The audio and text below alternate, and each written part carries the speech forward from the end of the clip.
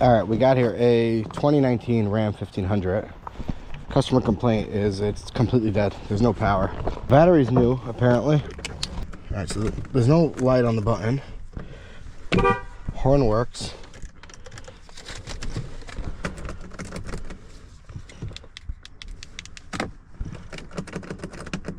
Okay, nothing changes. So on these, I know there's an issue with the RF hub module.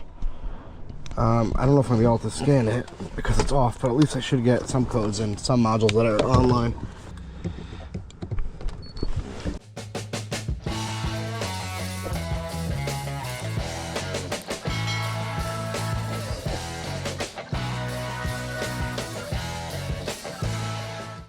All right, so auto scans for sure not gonna work. Let's just do a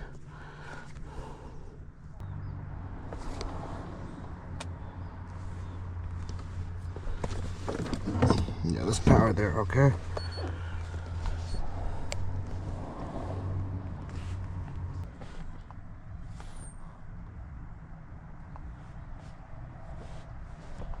$2019 Ram 1500. I don't know which one. We'll just do this. All right, it's gonna go into the gateway.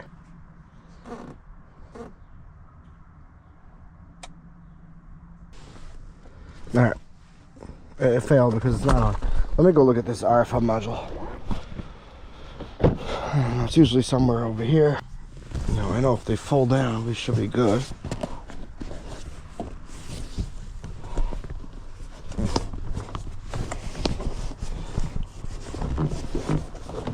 All right, I'm having trouble getting to the finger if the seat goes down, so let me just look at a diagram first. I'm just gonna go to the starting system. So I don't think we have e-torque.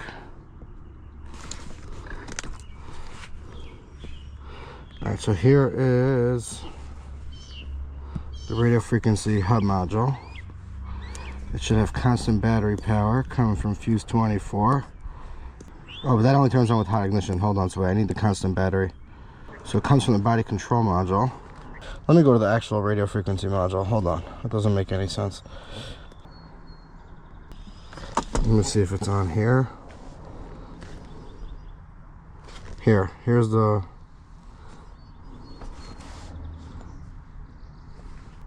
assembly power distribution center. Yeah, so it has a fuse 10. I mean pin 10, which is not on this diagram, is the constant power for it. So let's just go look at this fuse. Fuse 24, 15 amp. Assembly power distribution center interior. Now let's see how to remove this. So it's right here behind the seat.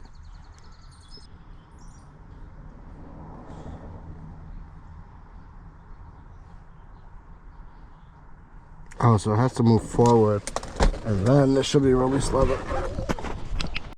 All right, when I went behind, I saw in here, right, there's a little tab that you pull. So let me see if this one has the same thing. There we go. All right, let's lower this. Oh, it's right there. Okay, is there any water in it? It actually feels warm.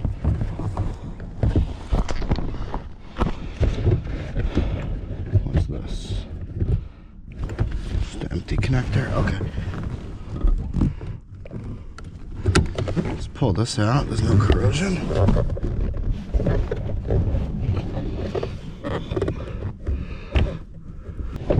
Right here, I feel water. See it? That's all wet right here. Yeah, it feels wet on that, so let me go around.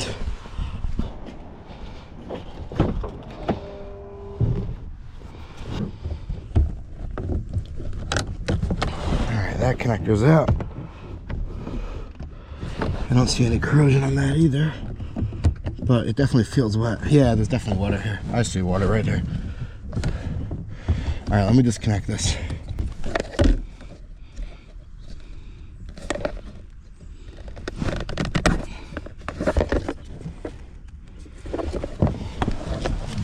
Alright. There's a wet spot right there. Well, should we open it up and see how bad the damage is?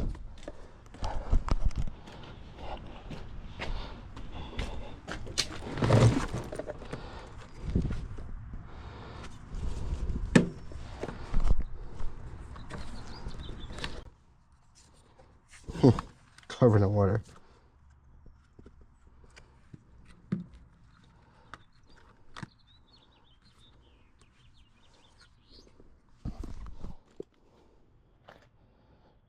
So right there is the back cap. Some corrosion on the board right there.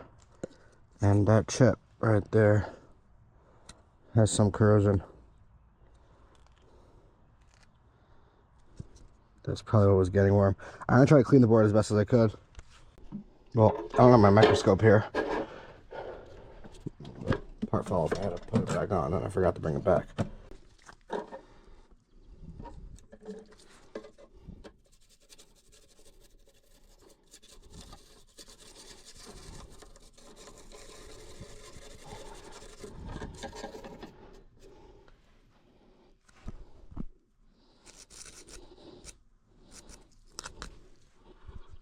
And over here.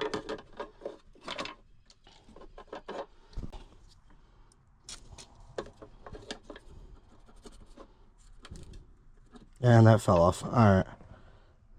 That cap was fully corroded. I probably could replace that. It's not a big deal. Just not here. I have to bring that home.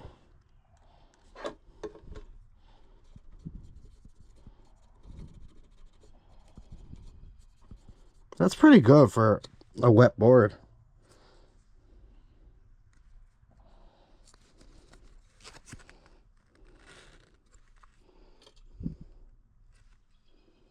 I wonder if this cap was shorted.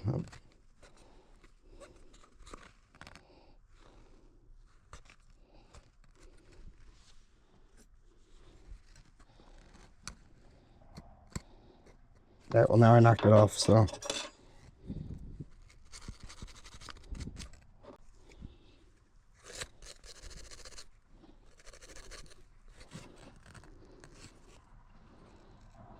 That's the only real damage I see. Alright, let's plug this back in and see if anything changed.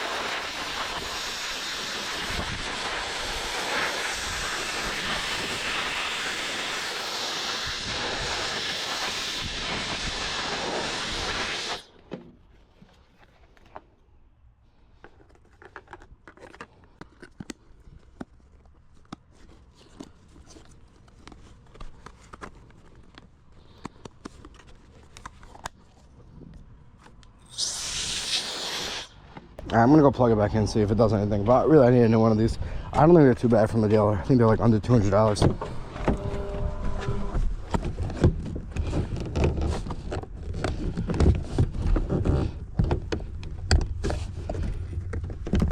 Alright, now let's go see if anything changed in the front.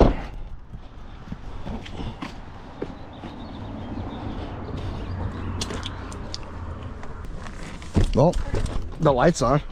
It says off. And the truck starts. Alright, well, technically there's no parts required, but really there's parts required. It needs a new module. I mean, I could try refixing that cap, but I don't have my microscopes at home, and all my capacitors are also. And I don't know if I want to come back to this. Maybe I could ask them to bring it back to me.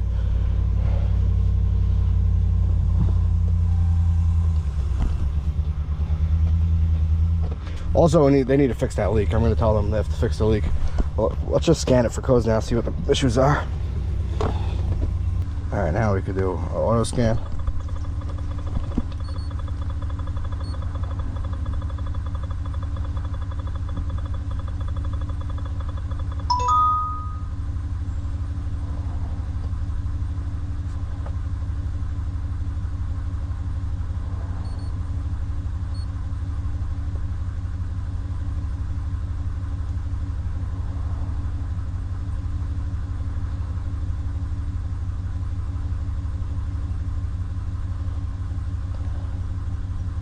I think that capacitor was shorting it because it wasn't on, and a lot of times when capacitors have cracks in them, they're shorted, not just open. So I took it off and cleaned it up, and now it's communicating. Well, let's just make sure everything's good here. Just get into the gateway.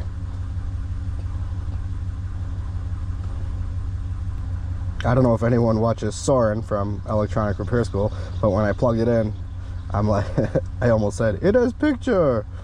Because he's always having shorted caps and he just takes them off and doesn't put them back on.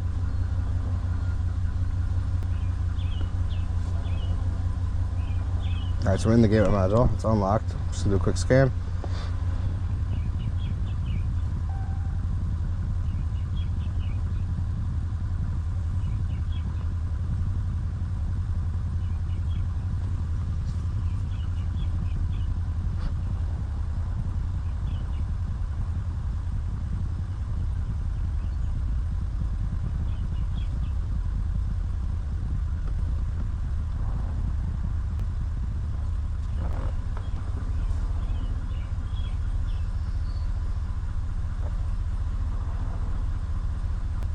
Alright, so we have in the passenger door module, electromagnetic mirror control circuit short circuit, memory seat module, I'm going to configure, I don't care, power side step motor, battery voltage below threshold.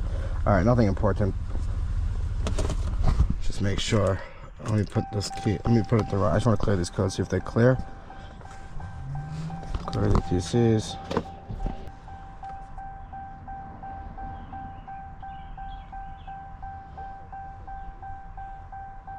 Alright, whatever, it's not going to affect the car, but now the truck's running. I don't see any codes in the RFI module, so for now I'm going to tell him technically it needs a new one. That's up to him, I'm not getting involved. If he wants to wait till it breaks again, he could do that. I don't know, we'll order a module, but I really should try to wrap it. If I had like a plastic bag, I'd try to stick it in there, but I don't know if I have one on me. Let me see, is there any... Wait, was that a self-test? System test, what's that mean? No, it's just immobilizer antennas. Alright, but there's no codes in it, so yeah, I'm gonna leave it for now, but whatever. It's a very common fault where they get wet, and usually they're way more corroded than this. Here I think it was maybe just a little bit of corrosion, or maybe the cap was shorted, I don't know, but whatever. For now it's working. Alright, thanks for watching.